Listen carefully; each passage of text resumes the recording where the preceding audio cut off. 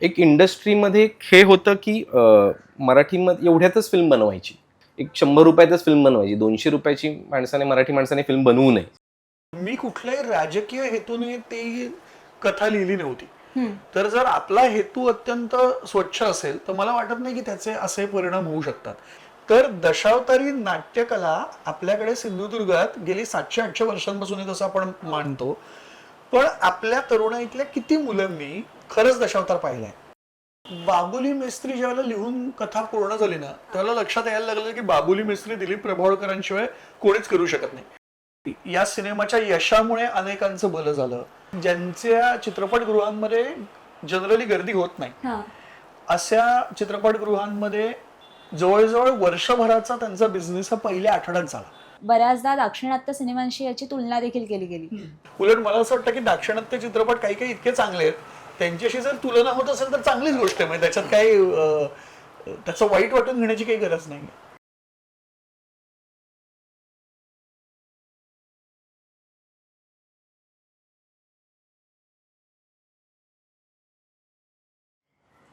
नमस्कार रसिक हो. अक्षराची धर्म, अक्षराची कर्म, अक्षराचे मर्म, अक्षरे सांगती. हे ब्रीदवाक्य मनाशी घेऊन आम्ही सर्व अक्षरधर्मींनी काही दिवसांपूर्वी जी वाटचाल सुरू केली आहे त्या वाटचालीला आपण सगळे जे प्रोत्साहन देता आहात आणि विशेषतः अक्षरधर्मीच्या गोधडी या यूट्यूब वाहिनीला आपण सगळे जे प्रोत्साहन देत आहात त्यासाठी आपणा सर्वांचे अक्षरधर्मी परिवारातर्फे मनापासून आभार मानते. आपण शब्दांची गंमत अनुभवायला सुरुवात केली आहे. आपण सृष्टीचा परिसर न्याहाळायला सुरुवात केली आहे. आपण रंगभूमी दिनाच्या निमित्ताने नमन नटवरा या नांदीच्या रूपाने कुठेतरी रंगपूजाही आरंभिली आहे. आता त्याचप्रमाणे आपण अजून एक नवीन दालन, अजून एक नवीन सदर अक्षरधर्मीच्या गोधडी या यूट्यूब वाहिनीचं सुरू करतो आहोत आणि ते म्हणजे चित्रपट या कलेची ओळख मराठीमधून करून घेणारं, करून देणारं असं नवीन विशेष सदर लखलख चंदेरी. आपण सगळ्यांनी हे गाणं ऐकलेलं असतं आणि हो, आपल्या डोळ्यासमोर चित्रपट म्हटलं की तो लखलखता, झगमगता असा पडदा येतो. पण त्या सगळ्या झगमगाटाच्या जगाच्या मागे खूप जणांचे, खूप प्रकारचे कष्ट असतात. या सगळ्या कष्टांची सुद्धा आपण ओळख करून घ्यायला हवी. चित्रपट म्हणजे फक्त अभिनय नाही ना, तर त्यामुळे लेखन प्रक्रिया, दिग्दर्शन प्रक्रिया, निर्मिती प्रक्रिया, चित्रपटामध्ये कार्यरत असणारे वेगवेगळ्या प्रकारचे तंत्रज्ञ या सगळ्यांची ओळख करून घेण्याचा आपला हा प्रयास असणार आहे. या सदराचा शुभारंभ आपण करतो आहोत तो एका विशेष मुलाखतीच्या माध्यमातून. आणि ती मुलाखत आपण सध्या प्रचंड गाजत असलेल्या दशावतार या मराठी चित्रपटाच्या लेखक, दिग्दर्शक आणि निर्मात्यांशी संवाद साधून या मुलाखतीतून आपण हे जग उलगडून घ्यायची सुरुवात करतो आहोत. तर या सगळ्या मुलाखतीची सूत्र सांभाळणार आहे तन्वी गुंडये, ही अक्षरधर्मी समूहातली आपली मैत्रीण. आणि आपल्यासोबत या मुलाखतीमध्ये आहेत या चित्रपटाशी संबंधित ओशन फिल्म या संस्थेचे सदस्य, निर्माते, लेखक, दिग्दर्शक सुजय हांडे आणि ओंकार काटे जे निर्माते आहेत, आणि सुबोध खानोलकर ज्याच्या लेखनातून आणि दिग्दर्शनातून हे एक वेगळं जग आपल्या सगळ्यांसमोर उलगडत गेलेलं आहे.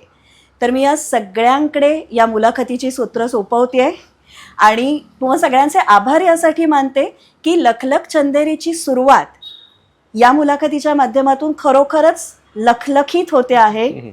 आणि इथे हे आवर्जून म्हणावं असं वाटतं, काही दिवसांपूर्वीच मराठी कारणाच्या आंदोलनाच्या वेळेला असा एक वाद उद्भवला होता. अनेक जण विचारत होते की काय एवढं मराठी मराठी तुम्ही लावून धरलेलं आहे आणि काय म्हणजे मुंबई तर आम्ही उभी केली आहे, अनेक उद्योग आम्ही उभे केले आहेत, मराठी माणसांनी काय केलंय. पण मित्रांनो, भारतीय चित्रपटसृष्टीचा पाया रचला होता तो एका मराठी माणसाने, दादासाहेब फाळके. आणि आत्ता सुद्धा दशावतारच्या रूपाने मराठी चित्रपट हा वेगवेगळ्या भारतीय भाषांमध्ये आणि जगाच्या पटलावर सुद्धा मराठी विश्वाची ओळख घेऊन जातो आहे. त्यामुळे हा जो प्रवास आहे फाळक्यांच्या चित्रपटसृष्टीपासून ते दशावतारापर्यंतचा, हा खूप समृद्ध असा वारसा आहे आणि जो आपल्या मराठी भाषेचा संस्कृतीचा वारसा आहे हा सगळा जपण्यामध्ये आणि पुढे नेण्यामध्ये तुम्ही जी कामगिरी केलेली आहे त्याचं वर्णन करायला, त्याचं कौतुक करायला माझ्याकडे शब्द नाही आहेत. इथे एक छोटीशी बाब मी नमूद करते आहे आणि सूत्र तन्वीकडे सोपवते आहे. आत्ता मंचावर बसलेले आम्ही 5ही जण DG रुपारेल महाविद्यालयाचे माजी विद्यार्थी आहोत आणि DG रुपारेल महाविद्यालयामध्ये कदाचित आम्हाला हा सगळा वारसा शिकायला मिळालेला आहे की म्हणजे ही सगळी प्रगती करायची, पण आपली जी मुळं आहेत आणि मग ती मुळं जी आहेत ती आपल्या भाषेशी जोडली आहेत, आपल्या लोककलांशी जोडली आहेत, आपल्या सगळ्या सांस्कृतिक वारशाशी जोडली आहेत. ती मुळं कुठेतरी आपण हरवत नाही आणि कदाचित ज्यांची मुळं घट्ट दृढमूल असतात तीच झाडं उंच वाढू शकतात आणि म्हणून दशावताला आज हे यश मिळताना दिसतं आहे. त्यामुळे एक रुपारेलकर म्हणून सुद्धा मी तुम्हा तिघांचं मनापासून अभिनंदन करते आणि पुढची सगळी सूत्र तन्वीकडे सोपवते. नमस्कार. अक्षरधर्मी या संस्थेच्या माध्यमातून आपण भाषा, साहित्य, विविध कला यांची देवाणघेवाण करत असतो. याच अक्षरधर्मी संस्थेची यूट्यूब वाहिनी म्हणजेच गोधडी, सध्या या गोधडीवर आपण काही खास पाहुण्यांना भेटणार आहोत. गेल्या 50 दिवसांहून जास्त काळ जे प्रेक्षकांच्या भेटीला येतं आहे ते म्हणजे दशावतार हा चित्रपट. हा चित्रपट केवळ महाराष्ट्रातच नाही तर संपूर्ण जगभरामध्ये धुमाकूळ घालतो आहे आणि कोकणातल्या मातीशी, तिथल्या परंपरांशी पुन्हा एकदा आपली भेट घडवून आणतो आहे.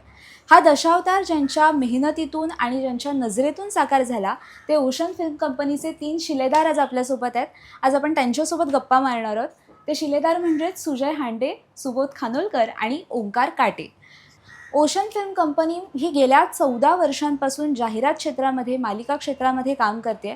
जागो मोहन प्यारे ही सिरियल असेल किंवा मग माझा ओशेलना असेल, आदिशक्ती असेल किंवा हल्ली नुकतीच सुरू झालेली कमळी ही मालिका असेल, या सर्व मालिकांच्या निर्मितीचं काम हे ओशन फिल्म कंपनीकडून केलं जात आहे. माझा तुम्हा सर्वांना एक प्रश्न आहे की गेल्या 14 वर्षांपासून ही कंपनी इथे काम करते आणि आता दशावतारसारखा भव्य दिव्य सिनेमा हिने निर्मिती केली आहे याची. तर मग हा 14 वर्षांचा प्रवास नेमका कसा राहिला आहे आणि एखादी कंपनी जेव्हा आपण सुरू करतो तेव्हा त्या सुरू करण्यामागची तुमची नेमकी विचार प्रक्रिया काय होती? आमचं जे बॅकग्राऊंड आहे, आम्ही म्हणजे जसं मगाशी बाई म्हणाला की आम्ही रुपारेलचे आणि रुपारेलला आम्ही नाटक करायचो एकत्र, रुपारेलच्या एकांकिकांमध्ये सहभागी व्हायचो आणि ते करत असताना त्याचं बॅकस्टेज बघणं, त्याचं प्रोडक्शन बघणं, म्हणजे एखादी कलाकृती उभी करताना जे काही बाजूनी करावं लागतं ते सगळं करत राहायचो. आणि जेव्हा तिथून बाहेर पडलो तेव्हा एक नक्की होतं की ह्याच क्षेत्रात म्हणजे कला क्षेत्रातच काहीतरी काम करायचं आहे. आणि ते करत असताना मग आम्ही आमचे पोस्ट ग्रॅज्युएशन्स वेगळ्या ह्या निमित्ताने ॲडव्हर्टायझिंगमध्ये, फिल्म मेकिंगमध्ये, मार्केटिंगमध्ये घेतले की आपण एक नाटकाचा टप्पा किंवा एक याचा टप्पा पूर्ण नाही केलाय पण एक त्याची ओळख आपल्याला झालेली आहे. आता त्याच्या पुढच्या वेगळ्या माध्यमांची पण ओळख व्हावी या निमित्ताने त्याचा अभ्यास घेतला. आणि 2010 साली जेव्हा आम्ही परत की आता आपलं एक शिक्षण तोंड ओळख तर झाली पण या क्षेत्रात काम करूया, आता काहीतरी करण्याचा प्रयत्न करूया, तेव्हा अक्षरशः काहीच अंदाज नव्हता काय करायचं, कसं करायचं. एक होतं की आपल्याला एक कला क्षेत्रात एक कमर्शियल ऍक्टिव्हिटी करायची, एक बिझनेस म्हणून जायचंय आणि त्या बिझनेस असा असावा की जो मीडियामधल्या विविध क्षेत्रांना टच करणारा असेल, म्हणजे नुसतंच एक माध्यम हे करणारं नसेल. आणि त्या सगळ्याची मूळ होते की आमचं बलस्थान एकच होतं की आम्हाला गोष्ट सांगता येते, जी आम्ही एकांकिकांमधून सांगायचो किंवा आमच्या परफॉर्मन्समधून सांगायचो. तर ते एकच बलस्थान आमच्याकडे होतं, ते एकच आपण म्हणतो टूल होतं आमच्याकडे की गोष्ट सांगता येते.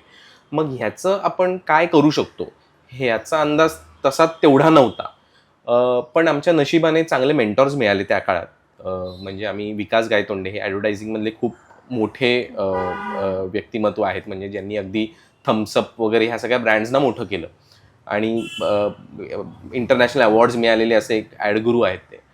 तर त्यांच्याशी आमची ओळख झाली, त्यांच्याशी आमच्या चर्चा झाल्या आणि कुठेतरी आपल्याला स्वतःवरती विश्वास नसतो पण त्या माणसाने आमच्यावरती विश्वास दाखवला की अरे ह्या मुलांमध्ये काहीतरी आहे, हे काहीतरी करू शकतात.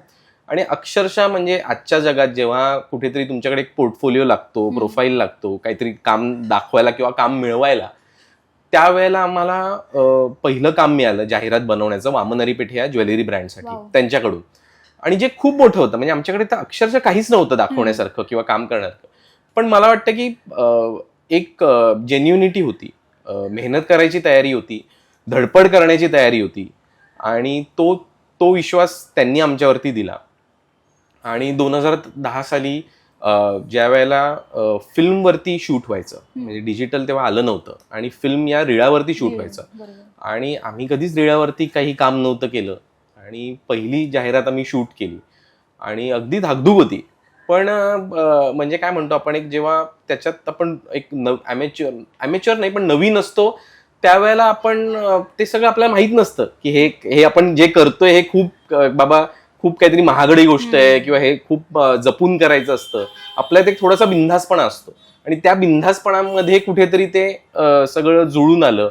म्हणजे त्यावेळेचे आमचे सिनेमॅटोग्राफर्स, एडिटर्स, सिनेमॅटोग्राफर आकाश म्हणून होता, एडिटर श्रेया म्हणून होती, आमचा EP चंद्रशेखर नानावरे जो आता दशावतारचा पण EP आहे, म्हणजे 14 वर्षांपासून पहिल्या दिवसापासून तो आमच्याबरोबर आहे, किंवा आमचा सदा जो आमच्याकडे प्रोडक्शनचं स्पॉटचं हे बघतो.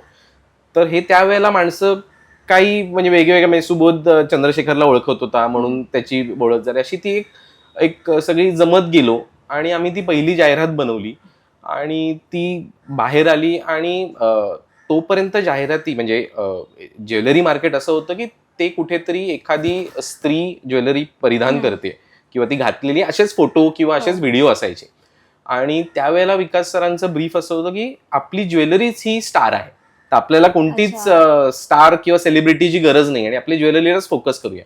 आणि त्याच्यावरून आम्ही कॉन्सेप्ट त्यावेळेला बनवली की एक ज्वेलरी जर का स्वतः जिवंत झाली तर ती कशी होईल आणि ती कशी येईल.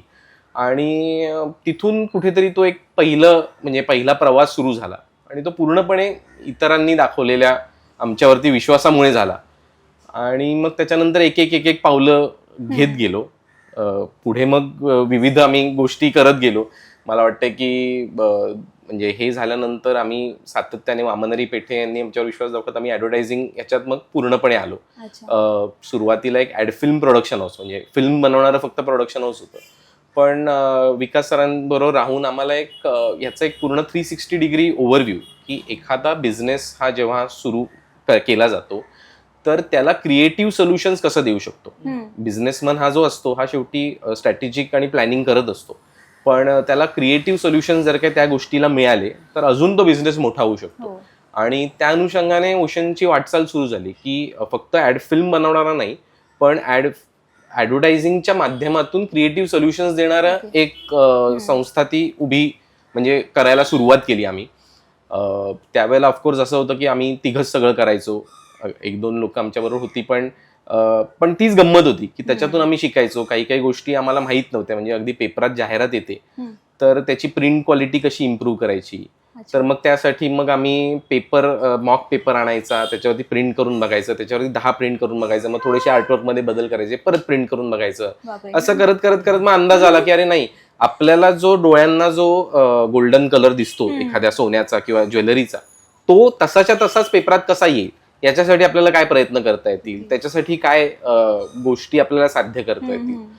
तर ह्या सगळ्याच्यात म्हणजे आम्ही सगळे तिघही ओपन माइंडेडली ते शिक्षण म्हणून घेत गेलो किंवा घेत आहोत अजूनही. आणि मग तो तसा तिथून एक ॲडव्हर्टायझिंगचा प्रवास सुरू झाला. म्हणजे अगदी एक केस स्टडी म्हणून त्या काळात असं होतं की ज्वेलरी शॉपमध्ये वामनहरी पेठेच्या सेल्स वाढवण्यासाठी आपल्याला काय करता येईल आणि लोकांमध्ये जागृती कशी करता येईल की बाबा आम्ही जे आता तुम्ही कोणत्याही सोनाराकडे गेलात तर सोन्याची प्राइस तर सेमच असते, त्याच्यात काही बदल नसतो, फक्त बदल असतो तो घंटावळीमध्ये. मेकिंग चार्जेस जे असते ते बदल असतात. तर मेकिंग चार्जेस जेव्हा वामनहरी पेठेसारखा ब्रँड आहे तर तो काय जास्त घेतो हे मेकिंग चार्जेस इतर सोनारांपेक्षा, त्याच्या मागे कारण काय. तर बऱ्याच वेळा काय होतं, हे कम्युनिकेशन आहे की हे तुम्हाला कोणाला तरी सांगावं लागतं, तर ते दरवेळेलाच ते कम्युनिकेशन करता येतं असं होत नाही, म्हणजे जमत नाही. तुम्ही तू जर काही दुकानात गेलीस एखादी ज्वेलरी घ्यायला तर कदाचित तू फक्त हे म्हणशील की अरे हे मेकिंग चार्जेस का जास्त आहे, त्याचं उत्तर तुला कदाचित दरवेळेलाच मिळेल असं नाही. काही लोक सांगतील, काही नाही सांगणार. मग त्याला आता ह्या प्रॉब्लेमला आपण क्रिएटिव्हली कसं सॉल्व्ह करायचं किंवा ह्या प्रॉब्लेमचं सोल्युशन काय.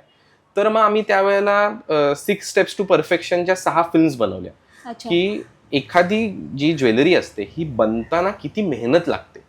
म्हणजे एक ज्वेलरी तुम्ही जी नेकलेस घालता त्याच्या मागे जवळजवळ एका कारागिराचे 50 दिवस तो घालवतो ते नेकलेस बनवण्यासाठी, आणि त्याचे ते मेकिंग चार्जेस आहेत आणि त्याची ती ट्रान्सपरन्सी.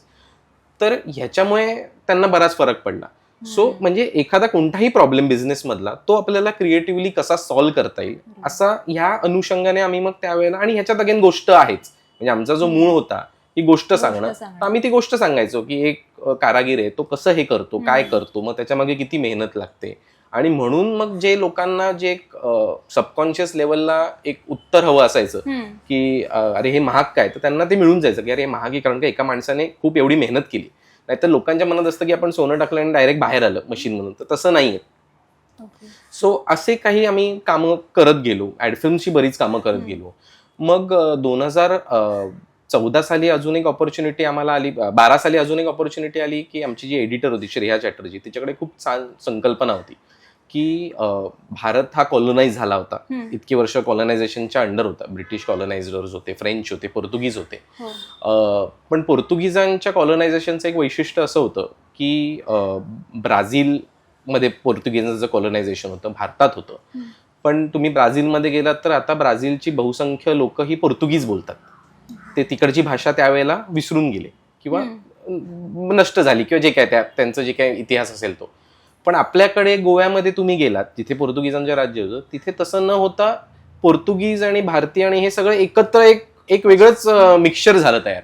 आणि ह्याच्यावरती आपण एक डॉक्युमेंटरी करावी असं एक संकल्पना सुचली. आणि मग तेव्हा आम्ही पहिली आमची फीचर डॉक्युमेंटरी जी इंटरनॅशनली पोर्तुगलला फिल्म फेस्टिवलला रिलीज झाली, ही त्यावेळेला आम्ही बनवली, टेल्स ऑन ब्लाइंडनेस, जी भारतातल्या वेगवेगळ्या जातक कथांच्या माध्यमातून पोर्तुगीज आणि भारतीय यांच्या कोलोनायझेशन बद्दलची गोष्ट सांगायची. मग ही आता पाहता येऊ शकेल? हो, ही आता पाहता येऊ शकेल. ही आता विमिओ आणि युट्यूब वरती आहे. तर ती पाहता येऊ शकेल. आम्ही ती खूप त्यावेळेला पब्लिकली आम्ही, म्हणजे जसं मगाशी बाई म्हणाले की आम्ही थोडेसे खूप असे सांगत नाही गोष्टी, तर त्याच्यामुळे ती अशी खूप पब्लिकली त्यावेळेला ही नाही केली. पण ती युरोप मधल्या सगळ्या फेस्टिवल्सना फिरली, युरोप मधल्या खूप लोकांनी पाहिली, खूप बक्षिसं मिळाली त्या काळात. आम्ही पोर्तुगलला, आम्हाला स्पेशल इन्व्हिटेशन होतं पोर्तुगलला त्या फेस्टिवलसाठी, आम्ही तिथे गेलो. सो अगेन याच्यात परत एक गोष्ट सांगण्याची एक हे होती आणि जे एक प्रयत्न त्याच्यातून झाला.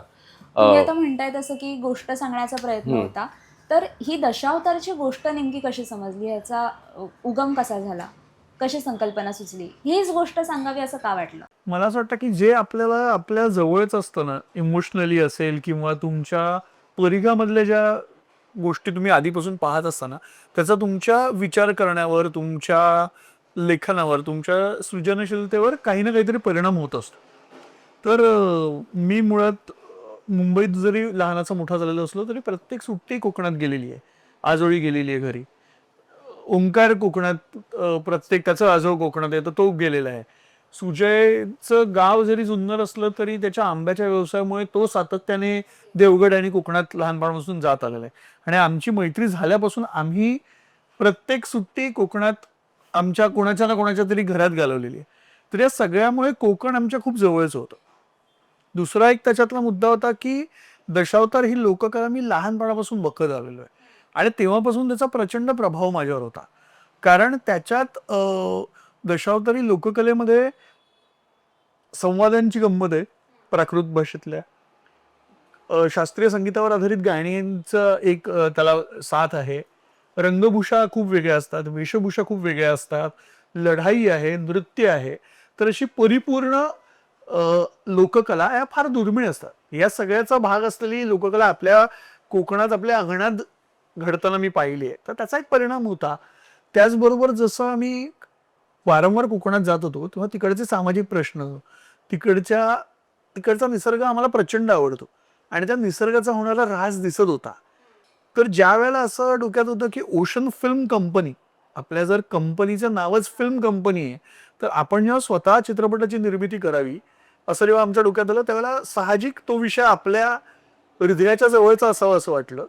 आणि मग त्यातनं दशावतारी लोककला ही केवळ कोकणापुरती मर्यादित न राहता जर चित्रपटाच्या माध्यमातून त्याची तोंड ओळख आपण अख्ख्या जगापर्यंत करून देऊ शकलो तर ती जास्त विस्तृतपणे पाहिली जाईल असं वाटलं. त्याच्यामुळे दशावतारी लोककला आणि त्याला सामाजिक प्रश्नाची जोड असा जर आपण काही करू शकलो तर गंमत वाटेल असं मला आलं. आणि मग त्यातनं ती गोष्ट मला सुचली, ती गोष्ट या दोघांनाही आवडली. मग ती त्या गोष्टीच्या मागे लागूया असं ठरलं आणि मग हळूहळू करत करत तुम्ही एका मागे म्हणजे बऱ्याच मुलाखतीत असं म्हटलंय की बाबुली मेस्त्रीसाठी दिलीप प्रभावळकर असे डोक्यातच होते. मग तसे बाकीचे सगळेजण सुद्धा डोक्यात होते की त्यांच्या निवडीमागची काय प्रक्रिया?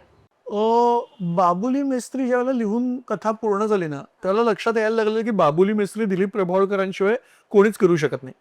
पण मी ज्या वेळेला गोष्ट लिहितो किंवा पटकथा लिहितो, त्यावेळेला मी याच्यात कोण अभिनेता असेल याचा विचार करून नाही लिहित. कारण मग त्यामुळे त्या पात्राला मर्यादा येऊ शकतं. त्याच्यामुळे मी लिहिताना माझ्या डोक्यात नव्हतं की नक्की कोण हे करू शकेल. पण एकदा लिहून पूर्ण झाल्यानंतर मग मात्र आम्ही त्याच्यासाठी कोण चांगलं मॅच होईल प्रत्येक कॅरेक्टरला याचा विचार केला. युगंधर देशपांडे नावाचा आमचा मित्र आहे जो कास्टिंग डिरेक्टर आहे, तर तो जॉईन झाला आणि मग खूप वेगवेगळ्या पात्रांच्या भूमिकांसाठी वेगवेगळ्या कलाकारांची निवड आम्ही प्रोसेस होती ती अख्खी. म्हणजे काही वेळेला ऑडिशन्स, मल्टिपल ऑडिशन्स होत्या, काही वेळेला कॅरेक्टर लुक टेस्ट होत्या, काही वेळेला त्यांचं स्केचिंग होतं, कॅरेक्टर स्केचिंग. या सगळ्या प्रोसेसमधनं जाऊन मग एक एक पात्र आम्हाला आणि त्याचे कलाकार मिळत गेले. आता तुम्ही म्हणालात की तुम्ही सुद्धा कोकणातल्यात, तुम्ही सुद्धा कोकणातल्यात. मग लोकेशन कसं ठरवलं की ह्याच ठिकाणी जाऊन आपल्याला चित्रीकरण करायचंय? कारण भरपूर जागा आहेत कोकणामध्ये की जिथे करता येऊ शकेल. आम्ही बरीच वर्ष, जसं सुबोधने सांगितलं, की आम्ही बरीच वर्ष कोकणात विविध ठिकाणी फिरतोय आणि टुरिस्ट प्लेसेस अवॉइड करून खूप इंटिरियर्समध्ये आम्ही फिरायचो. म्हणजे छोटी छोटी गावं असतात, त्याच्यात आजूबाजूचा परिसर असतो, तर तो सगळा जो परिसर आहे तो आम्ही बरीच वर्ष फिरायचो.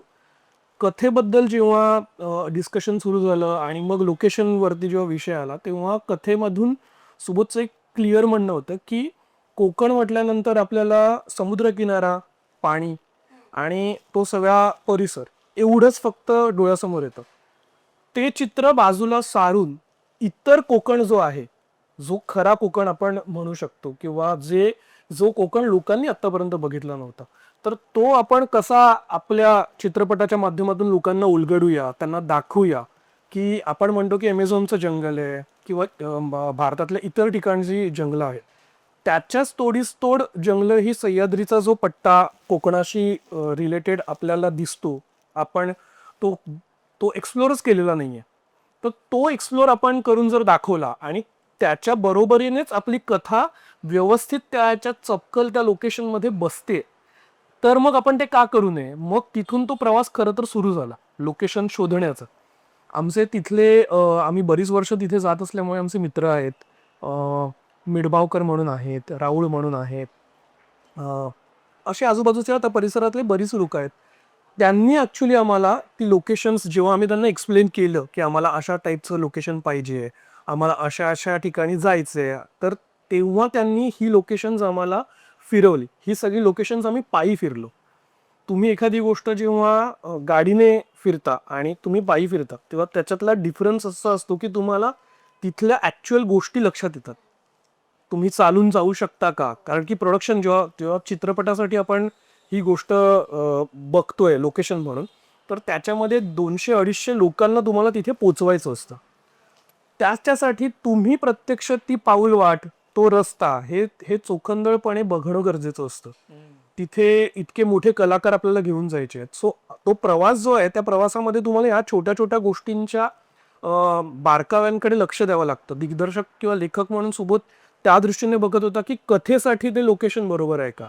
सुजय आणि मी किंवा चंद्रशेखर आम्ही जेव्हा फिरत होतो, तेव्हा आम्ही बघत होतो की आपल्याला 250 लोकांना तिकडे पोचवायचे. दिवसातले 4-3 प्रहर तिथे आपल्याला शूटिंग करायचं. म्हणजे रात्रीचं शूटिंग तुम्ही पाहिलं असेल तर रात्रीचं अंधारातलं शूटिंग पण बऱ्याचशा लोकेशन्समध्ये तुम्ही पाहता. सो ह्या सगळ्या गोष्टींचा अंदाज घेत घेत घेत घेत ती लोकेशन्स चूज केली गेली. जवळजवळ मला असं वाटतं की आम्ही 1.5-2 वर्ष ती लोकेशन 7-8 वेळा रेकी झाल्या. जनरली मराठी चित्रपटाची रेकी 1 वेळा होते किंवा जास्तीत जास्त 2 वेळा होते. पण आम्ही 7-8 वेळा रेकी करावी लागली आणि त्याला वेगवेगळ्या टप्प्यांवर, म्हणजे जसं ओंकार आत्ता म्हणाला तसं काही वेळेला नुसतं फिरणं झालं. मग त्याच्यानंतर त्यातली काही निवडक लोकेशनचे फोटोग्राफ्स काढून ते पुन्हा चित्रपटातल्या कथेशी मॅच करण्यात आले. मग त्याच्या पुढच्या टप्प्यावर टेक्निकल टीम बरोबर परत जाऊन ते टेक्निकली पॉसिबल आहे का बघितलं गेलं. मग अजून एका टप्प्यावर तिकडे जाऊन ते प्रसंग शूट करण्यासाठी रेफरन्स शूट केले गेले की तिकडे टेक्निकली काय काय त्रास होऊ शकतो, अडचणी काय काय येऊ शकतात हे तपासून पाहण्यासाठी, खास करून जंगलातले प्रसंग. आणि मग त्याच्यानंतर मेन मुख्य जी टेक्निकल टीम होती ती पुन्हा आली की त्यांना त्यांचं इन्फ्रास्ट्रक्चर तिकडे घेऊन यायचं असतं.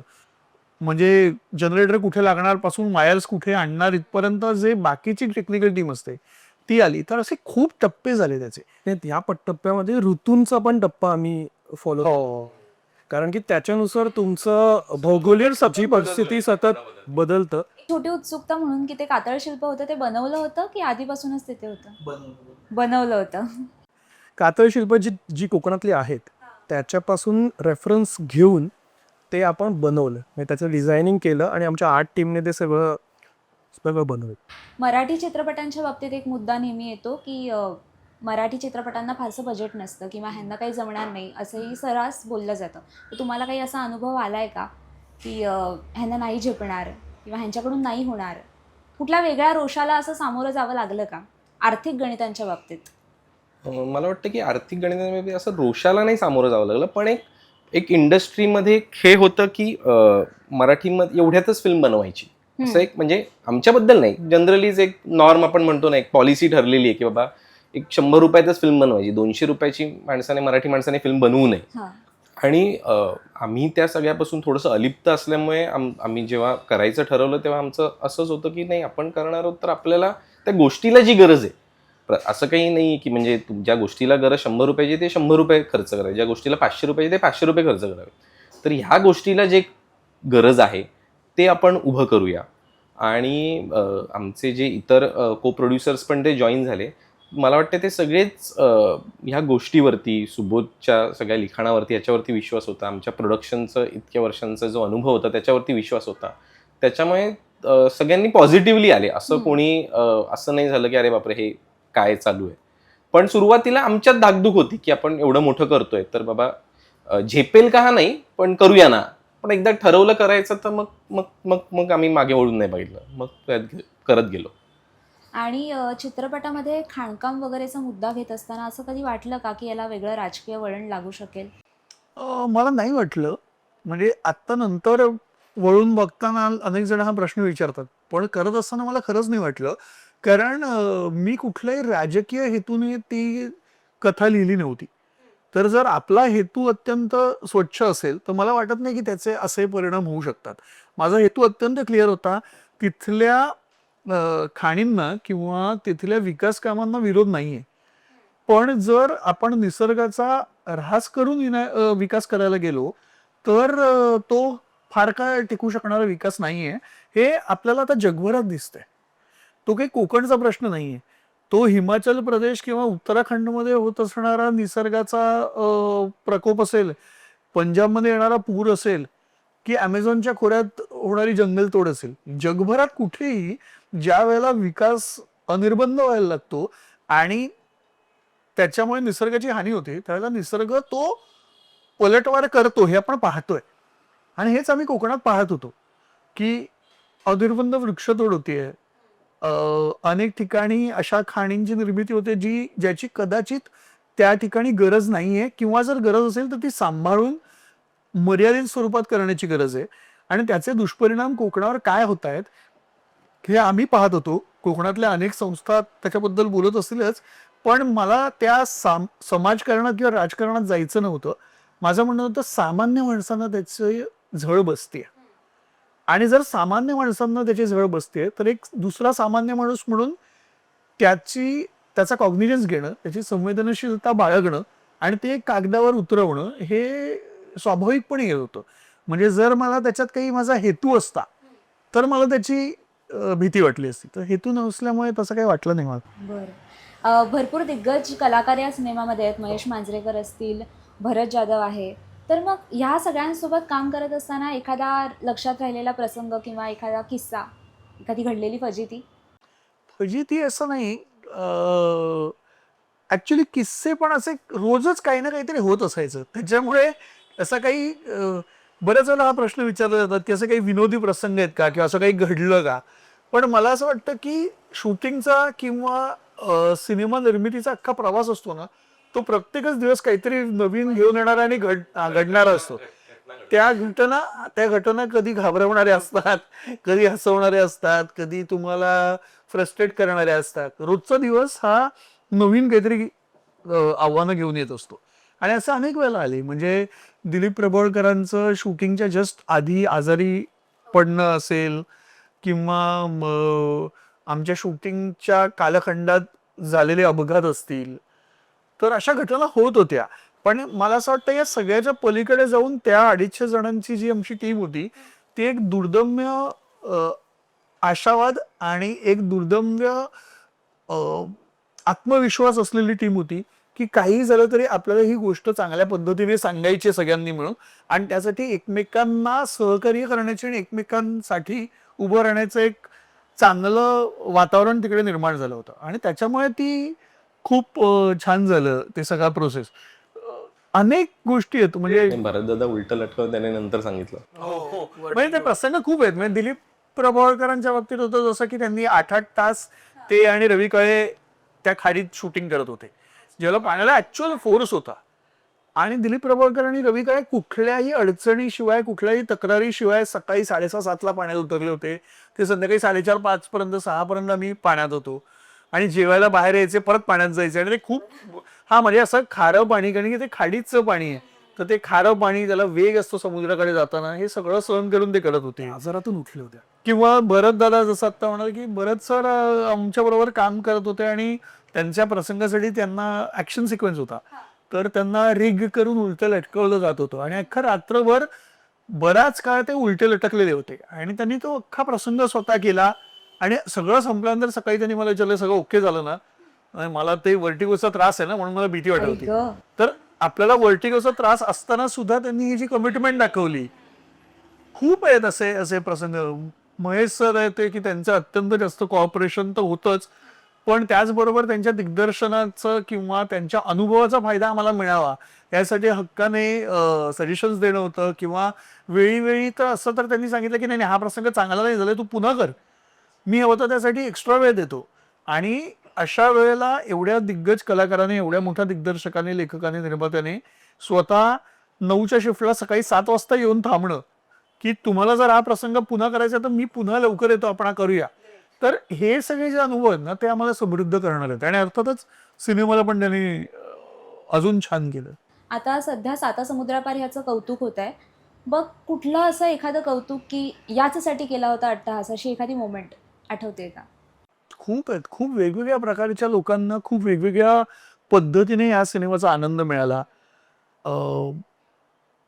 या सिनेमाच्या यशामुळे अनेकांचं भलं झालं, तर ते त्याचा आनंद आहे. म्हणजे कोकणातल्या तिकीट चेकर्सनी आम्हाला सांगितलं की ज्यांच्या चित्रपटगृहांमध्ये जनरली गर्दी होत नाही अशा चित्रपटगृहांमध्ये जवळजवळ वर्षभराचा त्यांचा बिझनेस हा पहिल्या आठवड्यात झाला. तर त्यांनी सांगितलं आनंदाने सांगितलं की मग त्यांनी आनंदाने जेवढं इन्कम त्यांना वर्षभरात मिळत नाही तेवढं त्यांचं पहिल्या 1-2 आठवड्यात झालं. आणि त्यांनी सांगितलं की याच्यामुळे आमची दिवाळी चांगली झाली. तर हे खूप भावनिकदृष्ट्या आम्हाला खूप चांगलं वाटणारी प्रसंग होते. किंवा दशावतारी कलाकारांकडे पाहण्याचा आणि दशावतारी नाट्यकलेकडे पाहण्याचा दृष्टिकोन बदलायला लागला महाराष्ट्रभरात. तर हे खूप चांगली मुवमेंट होती. आमचा तर मित्र सिद्धार्थ मेनने तो एक पुण्याला दशावतारी महोत्सव घेतोय की कोकणातल्या दशावतारी कलाकारांना तो पुण्याला 3 दिवस ती नाटकं आहेत दशावतारी. तर हा एक प्रयोग होऊन पाहतोय. किंवा बीड सारख्या कोकणाशी पासून खूप दूर असलेल्या जागेवर शाळकरी मुलांना तिकडच्या शाळांनी थिएटरमध्ये घेऊन जाऊन चित्रपट दाखवल्या पर्यावरणाची आणि कोकणाची ओळख आणि नाट्यकलेची ओळख होण्यासाठी. अनेक प्रसंग आहेत असे. आणि म्हणजे या सगळ्यातनं लक्षात येतं की आपण ज्याला एखादी कथा सादर करतो त्यावेळेला ती कुठल्या कुठल्या अंगांनी, कुठल्या कुठल्या भावनांनी लोकांपर्यंत पोहोचेल. आणि बऱ्याच जणांना त्यातलं बाप मुलाचं नातं आहे, त्याच्याने भाऊक झालेले लोक आम्हाला भेटले आहेत. निसर्गाशी पुन्हा नव्याने जोडली गेलेली माणसं आम्हाला भेटत आहेत. अनेक ठिकाणी ज्या सामाजिक संस्था जमिनी वाचवण्याचा प्रयत्न करत आहेत त्यांना बळ मिळाल्यासारखं दिसतंय. अनेक ठिकाणी आता कातळशिल्पांच्या साठी काम करणाऱ्या संस्थांशी शासनाने सामंजस्य करार केले दशावतार रिलीज झाल्यानंतर. तर असे खूप वेगवेगळ्या प्रकारे एकच चित्रपट परिणाम करतो हे पाहिल्यानंतर आनंद, हे सुखावणार आहे. पण मग जसं हे चांगलं सुद्धा आहे तसंच बऱ्याचदा दाक्षिणात्य सिनेमांशी याची तुलना देखील केली गेली, तर त्या निगेटिव्ह कमेंट्सकडे तुम्ही सगळे कसे पाहता? तर मला असं वाटत नाही की अशा तुलनेकडे आपण विशेष लक्ष द्यायला हवं. कारण आपली जी कोकण किनारपट्टी आहे, अगदी सिल्वासापासून थेट केरळापर्यंत, या सगळ्या किनारपट्टीवर ज्या ज्या संस्कृती आहेत त्यांच्यामध्ये खूप साधर्म्य आहे. म्हणजे बहुतांश संस्कृती या निसर्गपूजक आहेत. आपल्या खाण्यात साधर्म्य आहे, आपल्या लोककलांमध्ये साधर्म्य आहे. तर त्याच्यामुळे आपण ज्याला इथल्या मातीतली गोष्ट सांगणार तेव्हा त्यात काहीतरी सिमिलॅरिटीज दिसण्याची शक्यता आहे हे मला माहिती होतं. आणि फार फार तर काय होईल की लोकांना वाटेल की हे त्याच्यासारखं आहे. पण मला खात्री होती की ज्या वेळेला तुम्ही चित्रपट पाहाल त्यावेळेला तुम्हाला ते लक्षात येईल. आणि त्यानंतर ज्यावेळेला चित्रपट पाहिला त्यावेळेला लोकांना लक्षात आलंच आहे. त्याच्यामुळे मला असं वाटत नाही की अशा गोष्टींकडे निगेटिव्हली पाहायला पाहिजे. उलट मला असं वाटतं की दाक्षिणात्य चित्रपट काही काही इतके चांगले आहेत, त्यांच्याशी जर तुलना होत असेल तर चांगलीच गोष्ट आहे. म्हणजे त्याच्यात काही त्याचं वाईट वाटून घेण्याची काही गरज नाही आहे. गेल्या 14 वर्षांपासून तुम्ही एकत्र काम करताय. कधी असं झालंय का की मतभेद होत असतील, मग ते मतभेद कसे तुम्ही सोडवता आणि कसे एकमेकांसोबत राहता पुन्हा? मतभेद तर नेहमीच होतात आणि त्याच्यासाठी आम्ही सिम्पल फॉर्म्युला ठेवला की तिघांपैकी 2 ज्या गोष्टीच्या पाठीमागे आहे तर ती गोष्ट करायची, असं आम्ही एक सिम्पल फॉर्म्युला ठेवलेला आहे. मतभेद गरजेचेच आहेत ना, कारण की मतभेद नसतील आपली ग्रोथ तर तुमची ग्रोथच होणार नाही.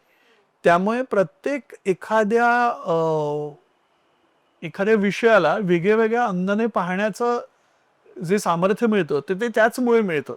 पण त्याच्यातनं मार्ग काढायचा असतो. ज्या वेळेला मतभेद होतात त्यावेळेला त्यातनं प्रत्येकाची बाजू समजून घेऊन जी योग्य बाजू आहे त्या योग्य दिशेने पुढे सरकत राहणं हे गरजेचं असतं. आणि तेच कुठेही होत असेल म्हणजे आपल्या घरी पण आई वडिलांमध्ये आणि मुलांमध्ये असतात, नवऱ्या बायकोमध्ये असतात, तर हे तसेच नातं असतं. ते रुपारेलमधलं नाटक असेल, टी व्हीवरच्या मालिका असतील किंवा मग आता थिएटरमधला सिनेमा, या तिन्ही माध्यमातलं कुठलं माध्यम तुम्हा तिघांनाही सोयीचं वाटतं किंवा जास्त आवडतं? असो सोयीचं कोणतंच नाही. सगळे प्रत्येक माध्यम त्यांचं एक वेगळे प्रश्न, त्यांचे वेगळे पॉझिटिव्ह आणि म्हणजे नेगेटिव्ह पेक्षा एक वेगळं त्याची आव्हानं घेऊन येतात.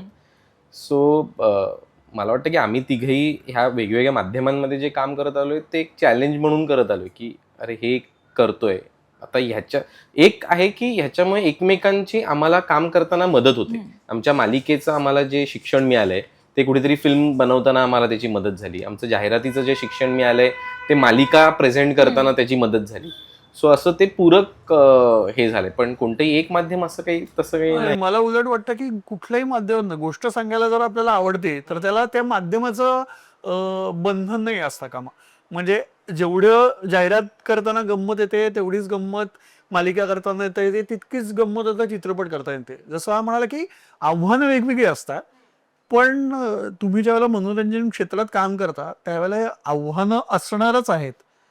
प्रत्येक दिवशी नवीन आव्हानं हे गृहीत धरूनच आपण काम करतो. त्यामुळे आम्ही इनफॅक्ट म्युझियम डिझायनिंग करतो. हो. त्याच्यातही अगेन स्टोरी टेलिंग असते, गोष्ट असते. आम्ही आता MCAचं म्युझियम डिझाईन केलं मुंबई क्रिकेट वानखेडेमध्ये.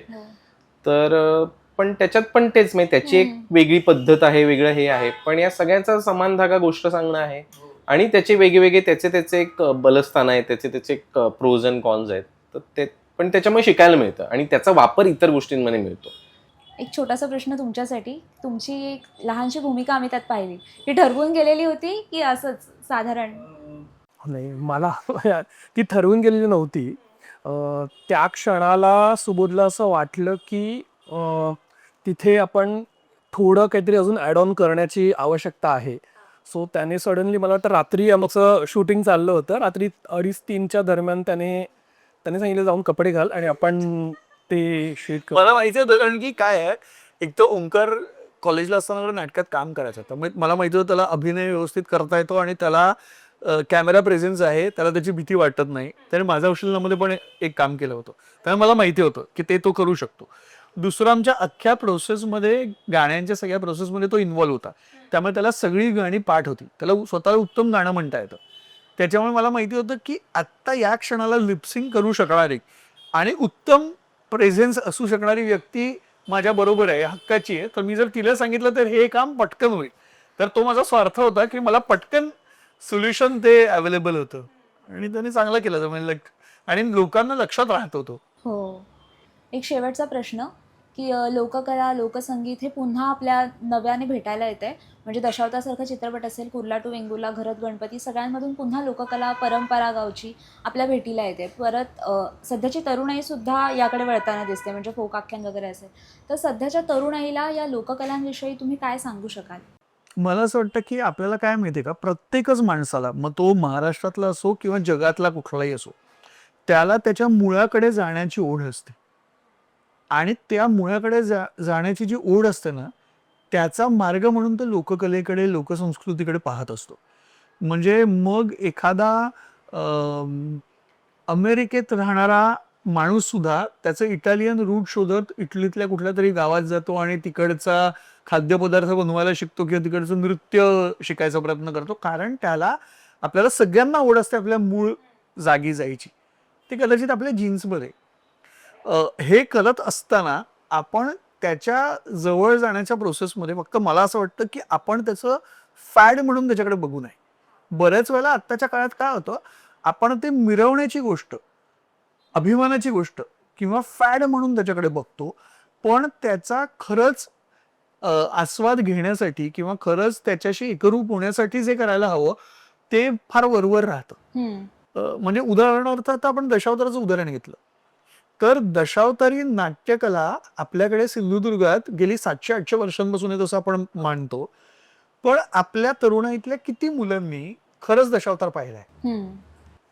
तर असा दशावतार पाहणं, त्याला प्रोत्साहन देणं, त्याच्यावर चर्चा करणं हे गरजेचं आहे. आणि या सगळ्याला एक ग्लॅमराईज काय आवरण देण्याची गरज नसते असं मला वाटतं. म्हणजे परत हा माझं वैयक्तिक मत असू शकतंय. पण अशा पद्धतीने जर आपण त्याच्याशी जास्त एकरूप झालो, निसर्गाशी जास्त एकरूप झालो, निसर्गात गेल्यानंतर प्रत्येक वेळेला तिकडे फोटो काढून पोस्ट करण्याची गरज नसते, पण त्या ठिकाणी त्या निसर्गात 10 मिनिटं शांतपणे सगळा अनुभव घेणं, तिकडचे आवाज ऐकणं, तिकडे मोकळा श्वास घेणं, ह्याचा अनुभव घेणं आता कमी होतंय, आमच्याकडनं पण कमी होतं. कारण की या तंत्रज्ञानाच्या सगळ्या जगात किंवा त्याची एवढी सवय झाली आपल्याला की आपसूक आपण कुठेही गेलो तर पहिले फोन बाहेर. तर मला असं वाटतं की आपण त्याच्या व्यतिरिक्त सुद्धा जर आपण लोककला, निसर्ग, आपली परंपरा, संस्कृती ही समजून घेतली आणि फक्त त्याचा अभिमान न बाळगता तिच्याकडे तटस्थपणे बघायला शिकलो, तर जगभरातल्या लोकसंस्कृती पण आपल्याला समजून घेता येतील, आपल्या संस्कृती त्यांच्यापर्यंत पोहोचवता येतील. कारण की अनेक वेळेला काय होतं, एखाद्या गोष्टीचा अभिमानाचा अतिरेक जरी झाला ना की मग त्यात कडवटपणा येतो आणि मग ती संस्कृती खुजी होऊन जाते. तर मला असं वाटतं की ती संस्कृती खुजी न राहण्यासाठी पण आपण सगळ्याच संस्कृतींकडे, मग ती आपल्या जवळची असेल किंवा दूरची असेल, यांच्याकडे अत्यंत ओपन माइंडने पाहण्याची गरज आहे. तर ते जर आपण या रूट्सकडे जाण्याच्या प्रवासात शोधू शकलो ना, तर त्याचा आपल्याला फायदा होईल. दशावतार चित्रपटाच्या निमित्ताने ओशन फिल्म कंपनीच्या तिन्ही शिलेदारांसोबत आपल्याला गप्पा मारता आल्या आणि दशावतार मागची संपूर्ण कथा जाणून घेता आली. यासाठी खरंच तुम्हा सगळ्यांचेच खूप खूप आभार.